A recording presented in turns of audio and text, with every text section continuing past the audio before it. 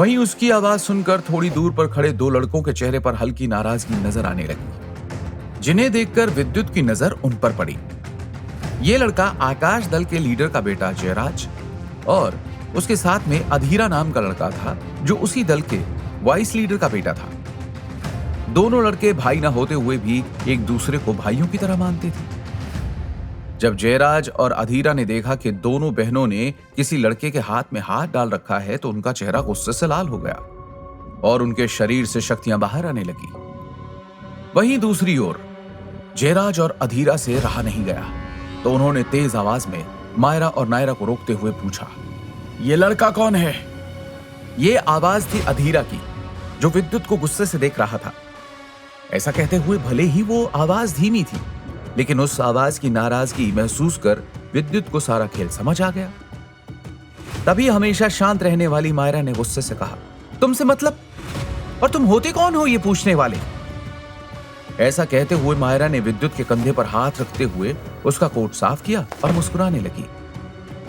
वहीं दूसरी ओर विद्युत समझ गया कि नायरा और मायरा दोनों उनसे बचने के लिए विद्युत का इस्तेमाल कर रही हैं। जयराज, जो अब तक चुपचाप सब कुछ देख रहा था, नाराजगी से बोला, जाने मन, तुमसे तो मैं बाद में बात करूंगा, पहले इस लड़के से तो मिलूं। लड़के, तू जानता है तूने किस लड़की का हाथ पकड़ा है? क्या तू सही सलामत नहीं रहना चाहता है? जयराज की नाराजगी भरी आवाज सुनकर वहां खड़े सभी लोगों का ध्यान विद्युत की ओर गया। असलियत में वहां मौजूद हर कोई जयराज और अधीरा को अच्छे से जानता था और लोग दोनों की शक्तियों के कारण उनसे थोड़ा डरते भी थे। दोनों ही शक्ति के मामले में दूसरे स्तर के योद्धा थे और इस वक्त दोनों के शरीर से लाल और हरे रंग की शक्तियां बाहर आने लगी थी। ये हरी शक्तियां बिल्कुल राजकुमारी ऐश्वर्या की तरह थी, पर शक्ति के मामले में राजकुमारी ऐश्वर्या ज्यादा ताकतवर थी। जब विद्युत ने देखा कि दोनों भाइयों के अंदर से शक्तियां बाहर आ रही हैं, तो उसने दोनों लड़कियों की कमर पर हाथ रखते हुए अपनी ओर खींच लिया और कसकर पकड़ते हुए मुस्कुराने लगा। जयराज और अधीरा की नजर विद्युत के हाथ पर पड़ी तो दोनों का खून खौल गया, जिसके चलते वो नाराजगी से विद्युत पर हमला करने ही वाले थे कि तभी वहां एक मीठी लेकिन नाराजगी भरी आवाज गूंजी, जयराज, क्या तुम मेरे जश्न को खराब करने की कोशिश कर रहे हो? तुम इस बैल बुद्धि अधीरा से तो समझदार हो।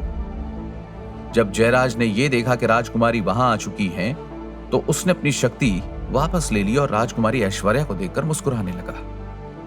वहीं दूसरी ओर सभी की नजरों के साथ विद्युत की नजर उस आवाज की ओर गई, जहां एक बेहद खूबसूरत लड़की लाल रंग की टाइट ड्रेस पहने हुए थी। वो नाराजगी से जयराज और उसके बगल में खड़े लड़के की ओर देख रही थी। तभी अधीरा ने नाराजगी से खराश भरी आवाज में कहा, हमने शुरुआत नहीं की, जो कुछ किया इस लड़के ने किया था। इस पर राजकुमारी ऐश्वर्या बोली, क्या तुम्हें मैं मूर्ख नजर आती हूं? मुझे तुम दोनों की शक्तियां महसूस हो गई थी और विद्युत तो मायरा और नायरा के साथ बात कर रहा था। एक बात ध्यान रहे, अपने आपसी मसले तुम किसी और दिन या मुकाबले में सुलझाना। आज किसी ने मेरा जश्न खराब किया तो मुझसे बुरा कोई नहीं होगा। राजकुमारी आगे चलकर विद्युत के पास आई और मुस्कुराकर बोली, अरे वाह विद्युत, तुम्हारे कपड़े तो बहुत खास हैं। अरे ये क्या, तुम्हें कपड़े पहनने नहीं आते? ये ऐसे नहीं, ऐसे अच्छे लगते हैं। और ऐसा करते हुए राजकुमारी ने अपने कोमल हाथों से उसके कोट की कॉलर को ठीक कर दिया।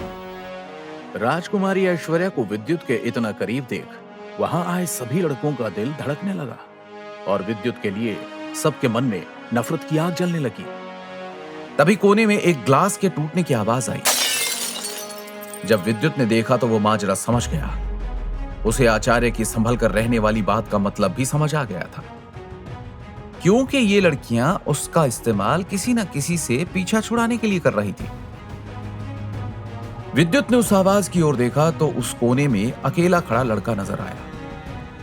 कोने में खड़ा वो लड़का ग्लास से वाइन पीने के बाद उस ग्लास को तोड़ते हुए चलकर आगे आया और राजकुमारी की ओर मुस्कुराते हुए देखकर बोला, ऐश्वर्या, हमें अपने दोस्त विद्युत से नहीं मिलवाओगे?